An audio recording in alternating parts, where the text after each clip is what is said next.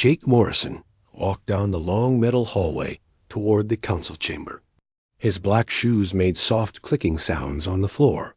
Behind him, Lieutenant Commander Lisa Hayes carried a folder full of papers. She looked worried. The space station was huge. It floated around the planet far from Earth. Alien beings from 12 different worlds came here to make rules for the galaxy. For 50 years, humans had followed these rules.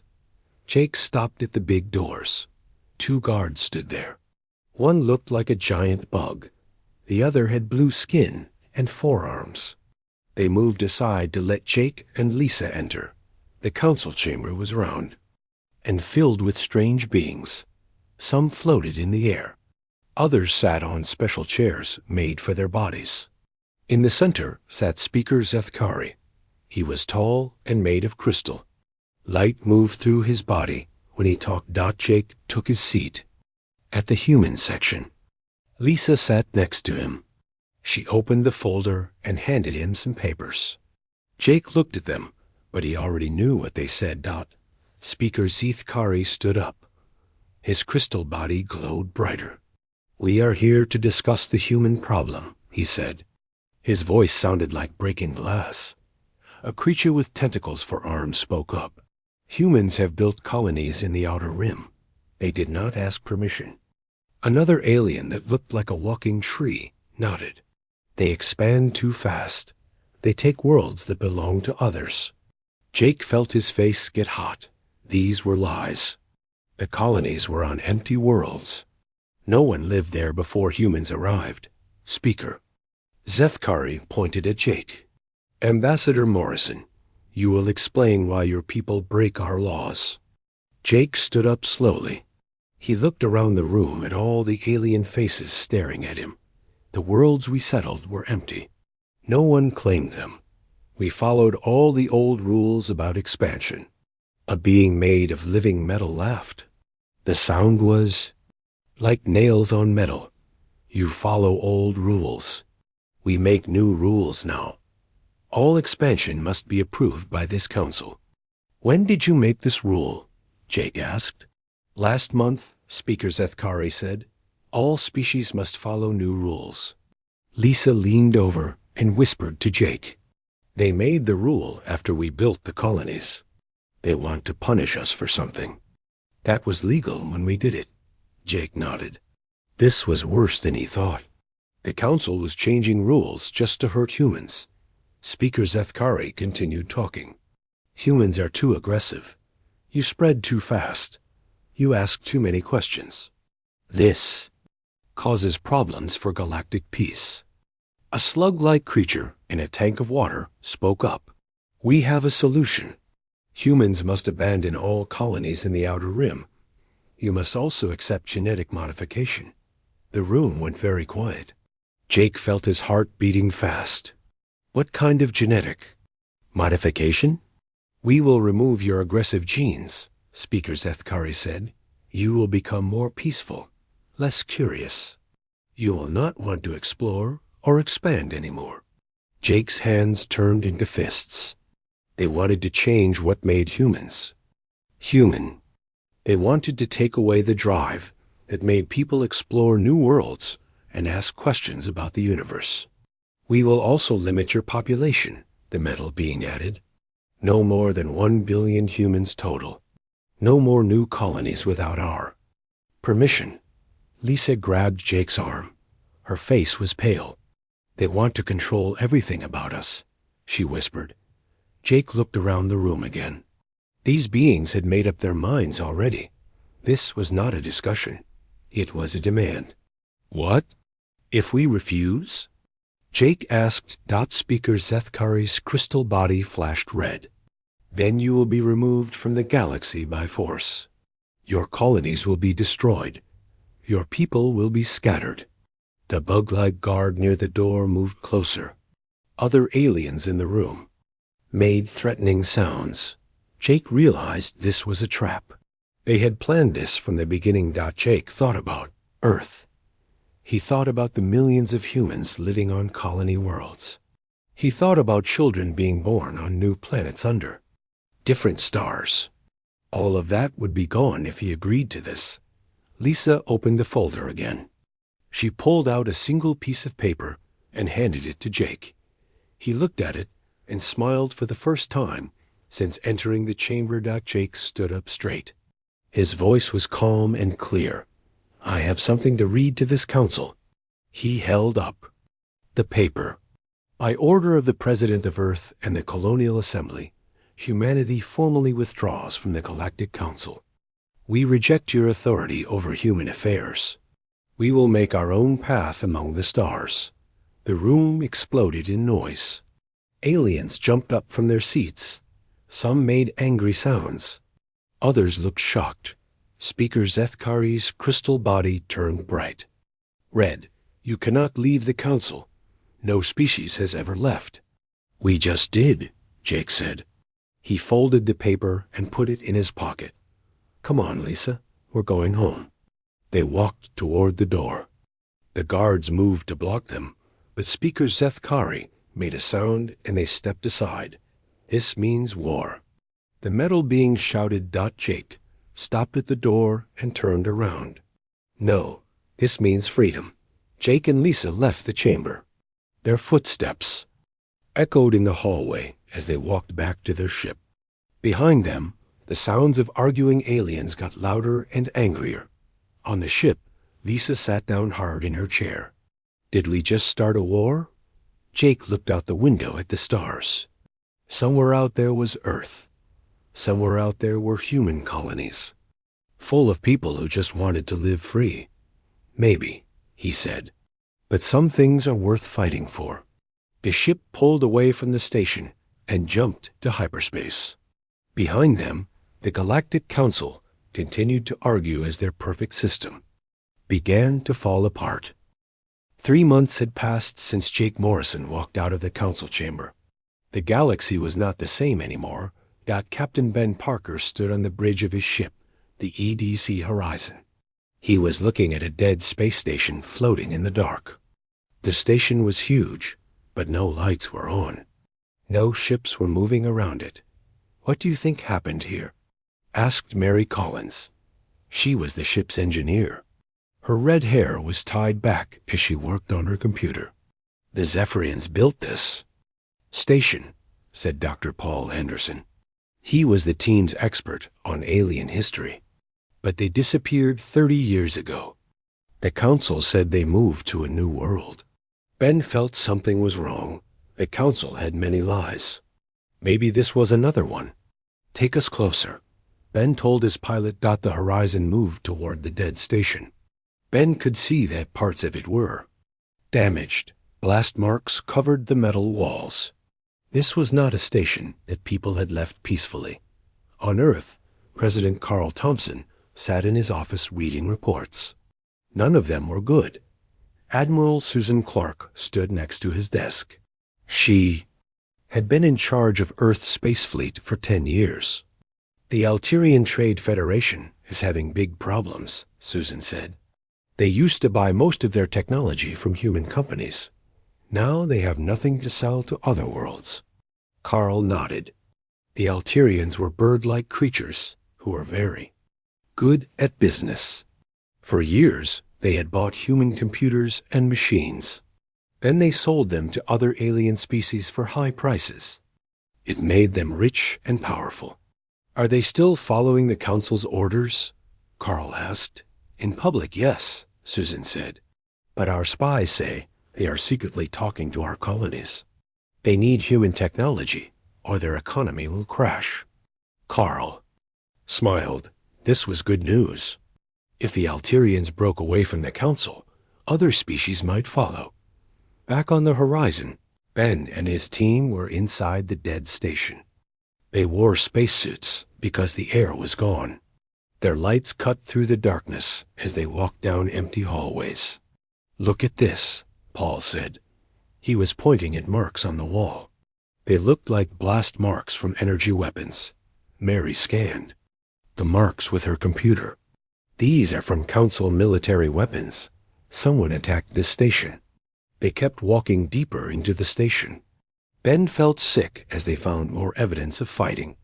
Broken doors, damaged walls, dark stains on the floor that might have been blood dot in the main computer room. Paul connected his equipment to the station's memory banks. Most of the data was destroyed, but some files were still there. "I found something," Paul said. His voice was excited, but also scared.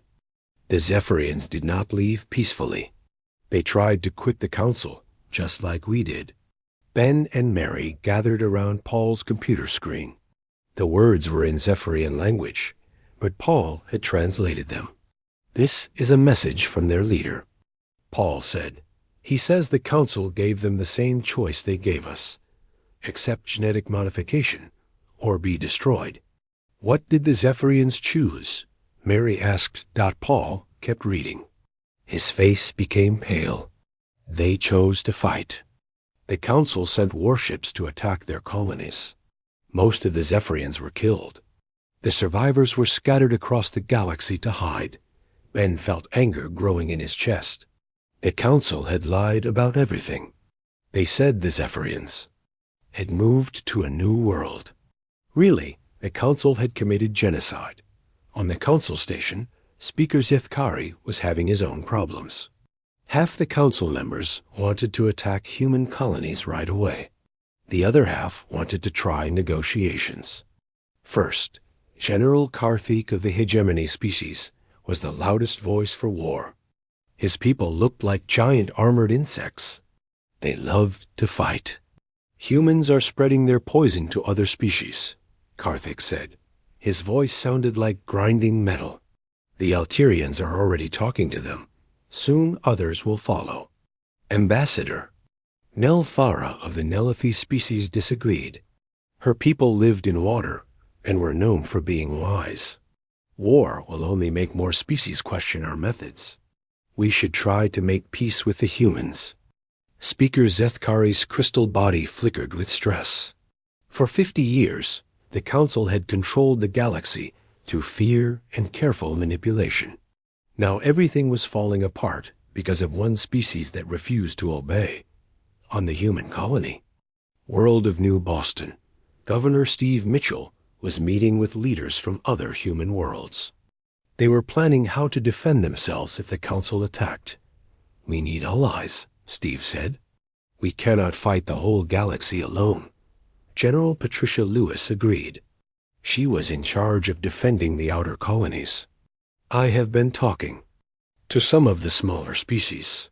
Many of them are tired of council control, but too scared to speak up." "What about the Alterians?" asked another governor. "They are close to joining us," Patricia said. "Their economy is crashing. They need our trade more than they fear the council." The meeting was interrupted by an urgent message. Captain Ben Parker was calling from the Zephyrian station. "We found proof," Ben said on the video screen. "The council has been lying for 30 years. They destroyed the Zephyrians for trying to leave." The room went quiet. Everyone understood what this meant. The council would try to do the same thing to humanity. "Send US all the evidence," Steve said. "We need to tell the galaxy what really happened." Back on the horizon, Paul had found more files. These showed that the Zephyrians were not the first species to try leaving the council. Over the past 100 years, at least 5 other species had attempted to break free. All of them had been destroyed or forced back into line. "The council has been running a protection racket," Mary said. "Join us or die." Ben made a decision. "We are going to find the surviving Zephyrians. If they are still alive, they deserve to know that someone is finally challenging the council." The horizon left the dead station and headed toward the outer edge of the galaxy. Ben had heard rumors of refugees hiding in the unexplored regions. If humans were going to fight the council, they would need all the allies they could find. Meanwhile, the first major crack in the council's power appeared. The Kepler System Commonwealth, a small group of planets near human space, sent a secret message to Earth. They wanted to join the humans in their fight for freedom. The message was simple but important. "We are tired of being slaves. Help us break our chains." The galaxy was starting to choose sides. The galaxy was breaking apart. What started with humans leaving the council had become something much bigger. Captain Danny Foster flew his ship, the Ed's Liberty, through dangerous space near the galactic edge. His crew was nervous. They were flying into territory controlled by council forces, but they had an important mission. "Captain, we are getting close to the coordinates," said Dr. Helen Ross. She was the ship's doctor. Her job today was different from usual. Today she would help rescue survivors who had been hiding for 30 years. Danny looked at the star map. According to the information Ben Parker had found, Zephyrian refugees were living in secret bases in this area. The council thought they had killed all the Zephyrians, but some had escaped. "There," said the pilot. "I see something." A small asteroid had been carved out to make a hidden base. Ships could land inside it. From the outside, it looked like just another space rock. Danny's ship landed in the asteroid base. The air was thin and cold. Emergency lights gave everything a red glow. When the airlock opened, Danny saw them. Zephyrians looked like tall, thin humans, but with silver skin and large black eyes. The ones in the base looked sick and scared. Children hid behind their parents, and an old Zephyrian male came forward. He spoke in broken English. "You are humans. Why do you come here?" "We know what the council did to your people," Danny said. "We want to help." The old Zephyrian's eyes went wide. "You know the truth?" Dr. Helen Ross stepped forward with her medical equipment. "We found your old station. We have proof of what happened. The galaxy is going to learn that the council are murderers." More Zephyrians came out of hiding. There were maybe 200 of them living in the asteroid. They had been hiding for 30 years, always afraid the council would find them. "The council told everyone that your people moved to a new world," Danny said. "But we know they attacked your colonies and killed most of you." The old Zephyrian began to cry. "We tried to leave peacefully. We just wanted freedom. They said we could not go. Then they sent warships." Dr. Helen Ross began treating the sick refugees. Many had diseases from living in the cold, dark asteroid for so long. The children had never seen sunlight. "We are taking you somewhere safe," Danny said. "Humans have colonies where you can live free." Back in the main part of the galaxy, the council's problems were getting worse. 3 more species had openly broken away from council control. The Rigel Collective declared independence after council. Forces tried to stop their trade with humans. The Procyon Republic followed the next day. The Wolf 359 Syndicate joined them a week later. On the council station, Speaker Zethkari was losing control. The hardline members wanted immediate war. The moderate members wanted to try making peace. The arguments were getting louder every day. General Karthik slammed his armored fist on the table. "We are losing control." First the humans, then the Alturians. Now 3 more systems. Soon the whole galaxy will be in rebellion. Ambassador Nelfara tried to keep calm. "If we start a war, we will lose even more species. Violence will only prove that the humans are right about us." "The humans are spreading lies about us," Karthik said. "They claim we committed genocide against the Zephyrians." "Did we?" asked a small voice from the back of the room. Everyone turned to look. It was Ambassador Plex of the Centauri Union. His people were small and peaceful. They rarely spoke in council meetings. "What did you say?" Speaker Zethkari asked. His crystal body was glowing red with anger. "Did we commit genocide?" Plex asked again. "I have seen the human evidence. It looks real." The room went silent. For the first time, a council member was publicly questioning their actions. General Karthik stood up. "You dare question the council's decisions?" "I question actions that look like murder," Plex said. He was shaking, but he kept talking. "If We did kill the Zephyrians, then the humans are right to leave us. Other moderate council members began to speak up. Soon the chamber was divided into two groups. The hardliners wanted war and control. The moderates wanted truth and peace. On Earth, Colonel Mike Turner was working on a new plan. He was one of the smartest military strategists in human space. His wife, Dr. Amy Turner, was helping him by studying alien technology that defecting species had shared. "We cannot just defend ourselves," Mike said. "We need to actively help other species break free from council control." "The Beacon Protocol," Amy said, reading from his plans. "Turn human colonies into refuges for oppressed species." "Exactly," Mike said. "Every species that joins us makes the council weaker. Eventually, they will have no one left to control." The plan was already working. The human colony on New Geneva had become a meeting place for representatives from dozens of species. Some were already free. Others were still under council control, but wanted to escape. Governor Linda Hayes of New Geneva was busy every day meeting with alien diplomats. Her world had become the unofficial capital of the growing rebellion. "We have a problem," her security chief told her. "Council spies are everywhere. They are planning something big." Linda was not surprised. The council could not let the rebellion spread much further. Soon they would have to act. The attack came. 3 days later, a huge council fleet appeared near New Geneva. General Karthik himself led the assault. He had convinced the hardliners that destroying one human colony would scare the others into surrender. The battle was fierce. Human ships fought alongside vessels from the Rigel Collective and the Procyon Republic.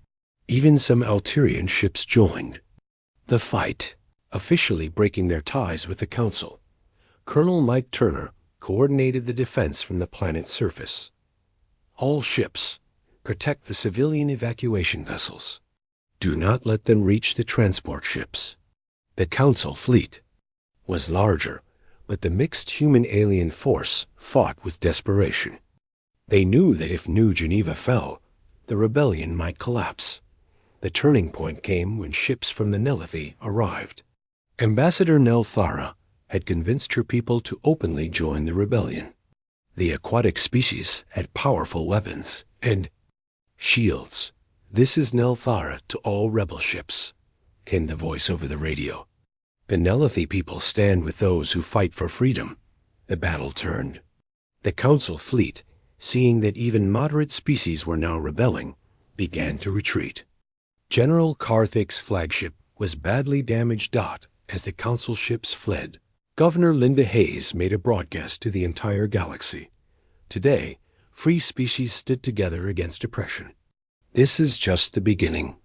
Any species that wants freedom can find it with us. The broadcast reached every world in the galaxy. On hundreds of planets, people heard that the Council could be defeated, but the victory celebration was cut short. Long-range sensors detected something that made everyone afraid. Ancient ships, larger than anything in the galaxy, were approaching from deep space. The builders were returning. The ancient ships were massive. Each one was bigger than a moon. They moved through space without making any sound, but everyone could feel their presence. The galaxy had not seen the builders for 1,000 years. Admiral Jack Hamilton stood on the bridge of his flagship, watching the builder ships approach. He commanded the largest human fleet ever assembled. Ships from 20 different species flew alongside his vessels. The rebellion had grown faster than anyone expected. "Sir, we are receiving a transmission," said his communications officer. "Put it through," Jack said. A voice filled the bridge. It did not sound like any alien species they knew. It was old and tired and very powerful. "We are the builders. We created the Galactic Council long ago to keep peace. We have returned because our creation has failed. We will speak with representatives from all sides." Jack looked at his crew. No one knew what to do. The builders were like gods to most species. They had built the council station and given technology that made galactic civilization possible. On the council station, Speaker Zethkari was panicking. His crystal body flickered with fear. The builders had not been seen for so long that most people thought they were myths. "What do we do?" asked General Karthik. Even the aggressive hegemony leader sounded scared. "We tell them that the humans caused all the trouble," Zethkari said. "Maybe they will punish the humans and restore order." But Ambassador Nelthara shook her head. "The builders will want the truth. They will know if we lie." A builder ship arrived at the council station. It was so large that the station looked like a toy next to it. Another builder ship went to the human colony of Harmony, where the moderate species had set up their government in exile. The builders chose their representatives carefully. They wanted to hear from humans, so they asked for Ellen Morris. She was a diplomat who had helped negotiate many of the new alliances. They also wanted to hear from reformed council members, so they called for Kari. Ellen had never been so nervous in her life. She stood in a room inside the builder ship. The walls seemed to be made of living light. Zethkari stood across from her. Between them was a builder. The builder looked almost human, but was twice as tall. Its skin was pale blue, and its eyes were silver. When it spoke, the words appeared directly in Ellen's mind. "We created the council to prevent young species from destroying themselves," the builder said. "We left instructions that it should guide, not control. What went wrong?" Ellen took a deep breath. The council became corrupt. They used fear and violence to control other species. When we tried to leave peacefully, they threatened to change our genetics and limit our population. Zethkari's crystal body flashed angrily. The humans were expanding too fast. They would not follow the rules. We had to maintain order. "Show." "U.S.," the builder said. Suddenly Ellen could see images in her mind. She saw the history of the galaxy from the builder's perspective. She saw how the council had slowly changed from helpers to rulers. She saw the genocide of the Zephyrians and other species who had tried to resist. The builder was also showing these images to Zethkari. The crystal being saw the truth about what his people had done. He saw the fear and suffering they had caused. "We did not know," Zethkari whispered. "The hardliners told us these actions were necessary for peace." "Ignorance is not an excuse for genocide," Ellen said. Meanwhile, Captain Tony Rodriguez was leading a fleet to the builder's stronghold.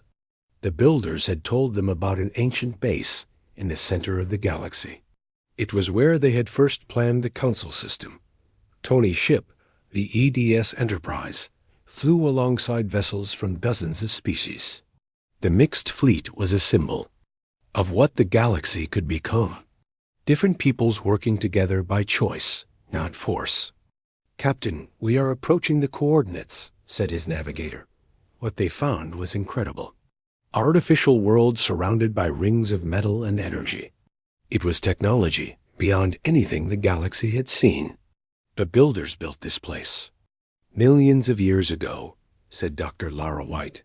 She was the fleet's science officer. "The energy readings are off the charts." Tony received a message from the builder ship. "Come to the surface. There is something you must see." Tony took a small team down to the artificial world. They landed near a massive building that seemed to grow from the ground itself. Inside, they found the builders' greatest secret. The builders were not originally from this galaxy. They were refugees from a great war that had destroyed their home. They had come here fleeing from an enemy that consumed entire star systems. "We imposed the council system because we were afraid," the builder leader explained to Tony's team. "We had seen what happened when species fought without limits. We thought control was better than chaos." Captain Nancy Bell, who commanded a colony ship full of refugees, spoke up. But control became tyranny. You created the very thing you were trying to prevent. The builder nodded sadly. We know this now. The question is what to do next. Tony looked around the ancient chamber. Give people the choice. Let them decide for themselves how to live. And if they choose to fight? The builder asked. Then they fight, Tony said. But at least it will be their choice. The meeting was interrupted by alarms. General Karthik had not given up. He was using the chaos caused by the builders, returned to make one last grab for power. Karthik had found ancient builder technology on the council station, weapons and control systems that the builders had left behind. He was trying to use them to force every species in the galaxy to obey the council. If I cannot rule through politics, I will rule through force, Karthik declared over the Galactic Communication Network. The builder technology began affecting every world in the galaxy. Ships stopped working. Communications went down. On some planets, the air itself became hard to breathe. Tony and his team realized what was happening. Karthik is trying to use the builder control matrix. If he succeeds, he can control every piece of technology in the galaxy. Nancy Bell made a terrible decision. Her colony ship carried 10,000 refugees from the war. But the ship also had the power source needed to destroy the control matrix. If I ram my ship into the matrix, it will destroy the control system, she said. But everyone on board will die. Tony tried to stop her. There has to be another way. There is no time, Nancy said. If Karthik succeeds, billions will suffer. Nancy's ship broke away from the fleet and flew toward the control matrix. On board, she spoke to her passengers over the intercom. You all left your homes to find freedom, she said. Now we can give freedom to the whole galaxy. The refugees voted quickly. They chose to sacrifice themselves to save others. Nancy's ship struck the control matrix at full speed. The explosion lit up the entire star system. The ancient builder technology overloaded and destroyed itself. Karthik's control over the galaxy was broken. Ships began working again. Communications returned. The air became clean, but the price was terrible. 10,000 innocent people had died to save billions more. In the aftermath, the builders made an announcement to the entire galaxy. They had seen enough. They would not restore the old council system. They would not create a new one to replace. Each species must choose its own path, the builder leader said. We offer you our knowledge and friendship, but not our rule. The old galaxy was truly dead. Now something new would have to be born from its ashes. 6 months after Nancy Bell's sacrifice, the galaxy was a very different place. Secretary General Peter Hall stood in the new assembly building on the planet Harmony. Representatives from 43 different species sat in a great circle. There were no high seats or special places. Everyone was equal here. Peter had been chosen to lead the new Galactic Federation of Free Worlds. It was not a permanent job. Every 2 years, the species would vote for a new leader. No one person or species would have too much power for too long. Today we welcome 3 new members to our Federation, Peter said. The Tau Ceti Alliance, the Vegan Republic, and the Centauri Cooperative have all voted to join us. The Assembly clapped and made the happy sounds that each species used to show joy. Peter smiled as he watched former enemies sitting next to each other as friends. In the audience, Jake Morrison watched with pride. The man who had started everything by walking. Out of the council chamber was now an elder statesman. His hair was gray now, but his eyes still burned with the fire of freedom. Sitting next to Jake was Lisa Hayes, now an admiral in the Federation fleet. She commanded ships from 12 different species. Her crews worked together better than the old council forces ever had. Did you ever think it would work out this well? Lisa whispered to Jake. I hoped, Jake said, but I never imagined it would be this good. On the other side of the assembly, Ambassador Nell Farah of the Nelethi was talking with Dr. Kevin Murphy. Kevin had become the head of the Federation Science Council. His job was to coordinate research between all the member species. The joint research station at Alpha Centauri is nearly finished, Kevin told Nell Farah. Human engineers, Nelethi biologists, and Rigel computer experts working together. We are making discoveries that no single species could achieve alone. Nell Farah's blue skin rippled with pleasure. This is what the old council should have been. Cooperation, not control. The new Federation was not perfect. There were still arguments and disagreements. Some species did not want to join. A few worlds chose to remain independent. But no one was forced to do anything they did not want to do. The builders had kept their promise. They shared their advanced technology freely, but did not try to rule anyone. Many builders had chosen to stay in the galaxy as teachers and advisors. Others had left to explore beyond the edge of known space in a small cafe on New Earth. Captain Ben Parker was telling stories to a group of children. Human and alien children sat together, listening with wide eyes as Ben described his adventures exploring dead space stations and finding hidden refugees. And then we found the Zephyrians living in the cold asteroid, Ben said. They had been hiding for 30 years, afraid that the council would find them. A small Zephyrian girl raised her hand. Are they still afraid? Ben smiled. No, little one. The Zephyrians now have their own colony worlds again. They are free to live as they choose. The girl smiled back. She had been born on New Earth after her parents were rescued from the asteroid. She had never known the fear that her parents had lived with for so long. Outside the cafe, Dr. Helen Ross was working in her medical clinic. She treated patients from many different species now. The medical knowledge shared between species had advanced healing by centuries. Dr. Ross called her assistant, a young Alterian named Cree. The new shipment of Nelethi medicine has arrived. Helen nodded. The Nelethi had developed cures for diseases that had plagued other species for generations.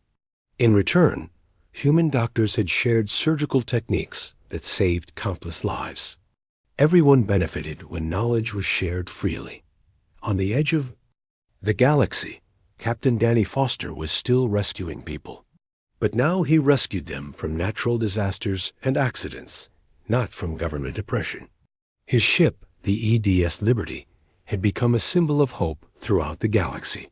Captain, we have a distress call from the Kepler system, his communications officer reported. A mining accident has trapped workers underground. Set course for Kepler, Danny said. Maximum speed. This was the galaxy that Nancy Bell and 10,000 refugees had died to create.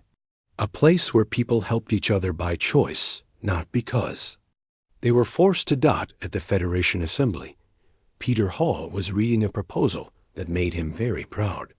The planet Remembrance will be established as a memorial to all those who died fighting for freedom, he announced. Nancy Bell Colony will be the first settlement there. The Assembly approved the proposal unanimously. Nancy Bell would be remembered forever as the woman who broke the chains of tyranny with her sacrifice. Speaker Zeth Kari sat in the Assembly as the representative of the reformed Vorthan Republic. His people had overthrown their old government and established a democracy. Zeth Kari himself had spent years learning about the crimes his government had committed. I have a proposal, Zeth Kari said, standing up. His crystal body glowed with calm blue light, now instead of the angry red of the past. The Federation should establish a Truth and Reconciliation Commission. We must document all the crimes of the old council so they are never forgotten. Jake Morrison stood up to support the proposal. Those who forget history are doomed to repeat it. We must remember both our mistakes and our victories. The proposal passed easily. The galaxy would not hide from its dark past. Instead, It would learn from it. As the assembly session ended, Peter Hall made one final announcement. Tomorrow, the first graduating class of the Federation Academy will receive their diplomas. Young people from 28 species have learned together, studied together, and become friends. They are the future of our galaxy. The Academy had been Jake Morrison's idea. Instead of keeping species separate, the Federation brought their young people together. They learned about science, history, art, and culture from across the galaxy. Evening, there was a celebration in the capital city of Harmony. Music from dozens of worlds filled the air. Humans danced with Nelethy. Alterians shared jokes with Rigel. Children of all species played together in the parks. Dr. Kevin Murphy stood with his wife, Amy, on a balcony, overlooking the celebration. They watched as their own children played with alien friends below. Sometimes, "I can hardly believe this is real," Amy said. "A few years ago, we were facing genetic modification and slavery. Now our children are growing up free." Kevin nodded and put his arm around his wife. Nancy Bell was right. Some things are worth any sacrifice. Far above the planet, builder ships patrolled the galaxy peacefully. They were no longer rulers but guardians, protecting the young Federation from external threats while it grew strong. On one of the builder ships, the ancient being who had spoken to Ellen Morris was writing in a journal. "We came to this galaxy as refugees from war," the builder wrote. "We thought we had learned that control was necessary for peace. The humans taught us that freedom is more important than safety. They showed us that people will choose to do good, if given the chance." The builder paused and looked out at the stars. "We were wrong to impose our fears on others. But perhaps that mistake led to something better. The galaxy is more alive now than it ever was under our control." In the end, humanity's exit from the Council had not just triggered a breakdown, it had triggered a rebirth. The galaxy was free, and it would stay free as long as people remembered the price of that freedom. The stars shone brighter now that all beings could reach for them freely.